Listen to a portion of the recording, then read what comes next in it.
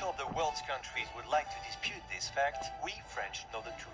The best food in the world is made in France. The best food in France is made in Paris.